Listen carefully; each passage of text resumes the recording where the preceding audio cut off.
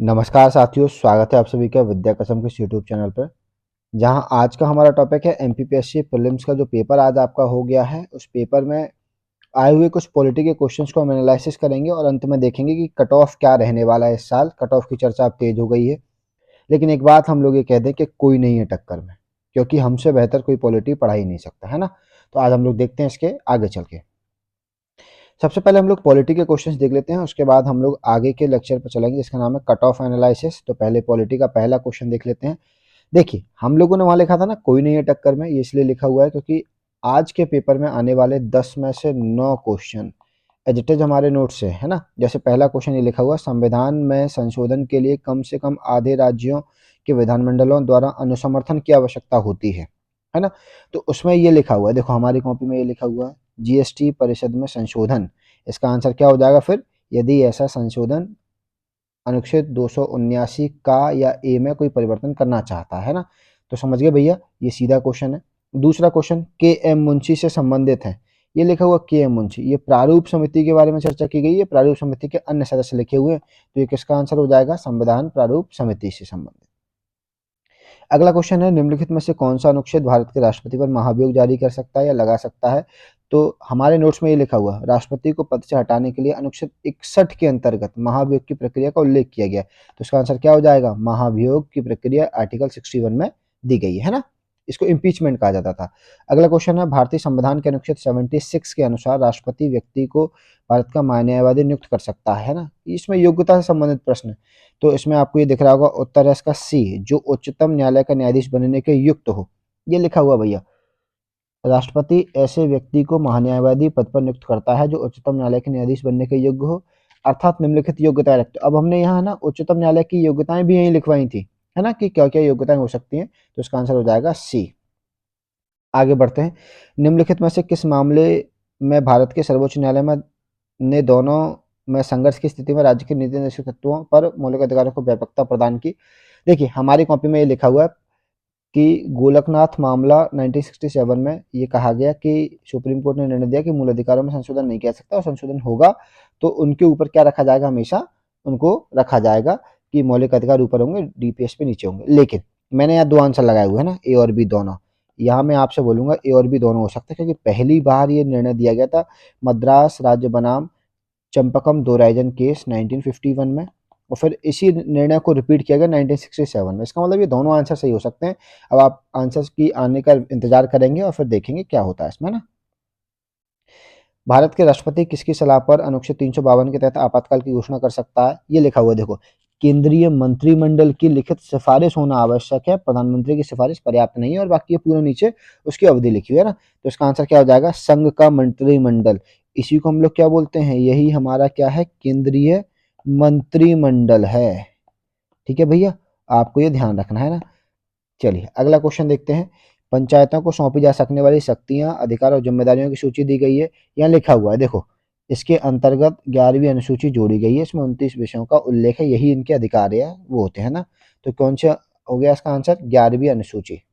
अगला क्वेश्चन देखते हैं, निम्नलिखित में से कौन सा सही नहीं है। देखो आज 10 क्वेश्चन जो पूछे गए उनमें से 5 क्वेश्चन फैक्चुअल हैं और 5 क्वेश्चन कंसेप्चुअल हैं, यानी कि आपने पूरा टॉपिक पढ़ा होगा तो आपको ये पता चलेगा। अब इसमें पूछा गया कौन सा सही नहीं है, मुख्य चुनाव आयुक्त और अन्य चुनाव आयुक्तों के बीच मतभेद की स्थिति में मामले का निर्धारण निर्णय कौन करता है, विधि आयोग करता है। यही इसका गलत है ना। क्यों गलत है, देखो यहाँ हम लोगों ने लिख रखा है, देखिए भैया मैं आपको यहाँ पढ़कर सुना देता हूँ। देखो ये लिखा है, आयोग की सेवा शर्त और कार्यकाल में मुख्य चुनाव आयुक्त और अन्य दो आयुक्तों के वेतन भत्ते समान होते हैं।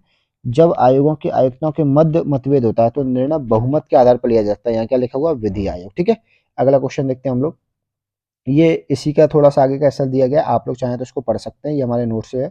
हाँ ये क्वेश्चन यहाँ कुछ नहीं लिखा हुआ है क्योंकि ये हमारे नोट्स का प्रिंटेड मटेरियल का हिस्सा है, इसीलिए हमने इसको शामिल नहीं किया है ना, क्योंकि ये कॉपी में नहीं लिखवाया था। हम लोग इसका राज्य का जो मंत्रिमंडल होता है या राज्य का जो भी कार्यपालिका विधायिका होती है, इस राज्य की कार्यपालिका और विधायिका को हम लोग प्रिंटेड नोट्स से पढ़ाते हैं। तो प्रिंटेड नोट्स आपको इसके मिल जाएंगे और इसमें एग्जैक्ट आंसर आपको मिल जाएगा। ये दोनों लाइन मैंने लिखवाई हुई है, इसमें से पहली लाइन जो लिखी हुई है ना, केवल कानूनी मामलों पर, या देखो इसकी तुलना हम लोग कर सकते हैं महान्यायवादी से, क्योंकि महान्यायवादी से ही मिलता जुलता टॉपिक है ना। ये महान्यायवादी होता है केंद्र में और ये महाधिवक्ता होता है राज्य में। महाधिवक्ता मंत्रिमंडल के पश्चात तक बने रहेंगे? नहीं भैया, ये मंत्रिमंडल नहीं है, यहाँ कौन आएगा? राज्यपाल आएगा। इसका मतलब दूसरा गलत हो गया, तो इसका आंसर क्या हो जाएगा? केवल एक इसका सही आंसर हो जाएगा, है ना। चलिए अब हम लोग बात कर लेते हैं कट ऑफ की। देखो आप लोग ये ध्यान रखिएगा, 2023 और 2024 की परीक्षा में एक अंतर तो है। 23 की परीक्षा बहुत ज़्यादा फैक्चुअल थी, 24 की परीक्षा में मैं ये कह दूं कि इजी क्वेश्चन रहे लगभग 40, मैं ये कह दूं कि मीडियम क्वेश्चन या मॉडरेट क्वेश्चन रहे लगभग 20, और मैं वास्तव में ये मान लूँ एज अ टीचर या एज अ फैकल्टी कि टफ क्वेश्चन का अनुपात रहा 40, है ना। ये 40 क्वेश्चन अनुपात में रहे, तो ये 40 के 40 आप सही कर सकते थे। मीडियम वाले भी 20 में से 10 कर सकते हैं, और यहाँ आप तुक्का भी लगाएंगे तो मैं यहाँ लिख देता हूँ कि जिनके नंबर 76 से ऊपर हो रहे हैं, 76 से ऊपर, मैं इस बार थोड़ा सा वेरिएशन लूंगा, 76 प्लस माइनस 3 ले लेते हैं ना, कि यानी कि अगर आपके नंबर 79 और 80 हो रहे हैं तो आप मान लीजिए 100% सेफ है, मेंस लिख रहे हैं इस बार, है ना। फीमेल्स के लिए मैं 2 नंबर पीछे कर लूंगा, 75 प्लस माइनस 3 हो जाएगा। ईडब्ल्यूएस का कट ऑफ भी इतना ही जाना जितना जनरल की फीमेल्स का जाना, सीरीज 75 प्लस 3, 75 प्लस माइनस 3, है ना, ये दोनों बराबर हो सकते हैं। और बाकी हम लोग SC ST OBC ये सारी चीज़ें देख सकते हैं। यदि मैं बात करूंगा इस बार कि एक्स सर्विसमैन का कट ऑफ कितना जा सकता है ना, तो एक्स सर्विसमैन के कट ऑफ के लिए मैं ये मान लूंगा कि लगभग, है ना, 70 क्वेश्चन मान लीजिए आप, है ना, मैक्सिमम 70 जा सकता है, इसके ऊपर नहीं जाएगा। फिर भी मैं ये बोलूँगा कि जिसके क्वेश्चन 68 प्लस माइनस 2 है ना, वो फिर भी मेंस की तैयारी में लग जाएगा, है ना। तो आप लोग देखते रहिए।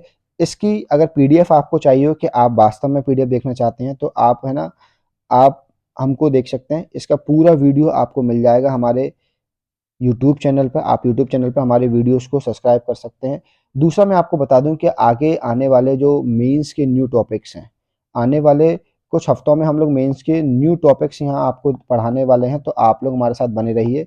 मेंस के टॉपिक्स आपके सारे मेंस के पहले कवर हो जाएंगे। कुछ टॉपिक्स ऐसे भी होंगे जहाँ से क्वेश्चन आने वाले हैं, हम लोग आंसर राइटिंग का भी प्रयास अब ऑनलाइन करने का प्रयास करेंगे। देखो मैं ये मानता हूँ कि आंसर राइटिंग का प्रयास करने के लिए ना तो शकल की आवश्यकता है, ना किसी और चीज़ की। हम लोग को केवल बस क्वेश्चन और आंसर्स के फॉर्मेट पर बात करनी है। तो यहाँ ऐसा आपको नहीं लगना चाहिए कि विदाउट फेस हम लोग पढ़ रहे हैं, तो ये सारी चीज़ें, है ना।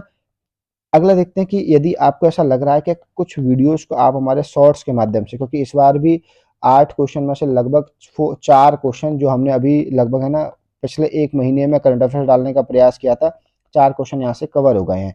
तो आप लोग देख लीजिए, जैसे वैदिक घड़ी का था, है ना, लोकायुक्त लोकायुक्त का था, 1-2 क्वेश्चन और थे ना, वो मैं अभी रिमाइंड नहीं कर पा रहा हूँ। तो आप लोग एक बार जरूर देखने का प्रयास करें। नदियों से एक क्वेश्चन जो आया था वो भी यहाँ आ गया था, ज्योग्राफी वाला, तो आप लोग एक बार देख लीजिए।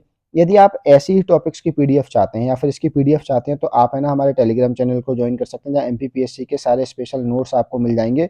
और विशेष रूप से आप ये मान लीजिए कि अब जो मेंस आने वाला है या मेंस के जो न्यू टॉपिक्स हैं, वो सारे टॉपिक्स भी आपको हम यहाँ ऑनलाइन पढ़ा देंगे, और यहीं आपको सारे टॉपिक्स की पीडीएफ भी यहाँ पे मिल जाएगी। तो आपको यदि हमारा चैनल ज्वाइन करना है तो आप विद्या कसम एजुकेशन डाल के सर्च कर सकते हैं। तो आज की वीडियो के लिए आपका बहुत बहुत धन्यवाद। आपका प्यार हमेशा बना रहे। आपके साथ के लिए बहुत बहुत धन्यवाद।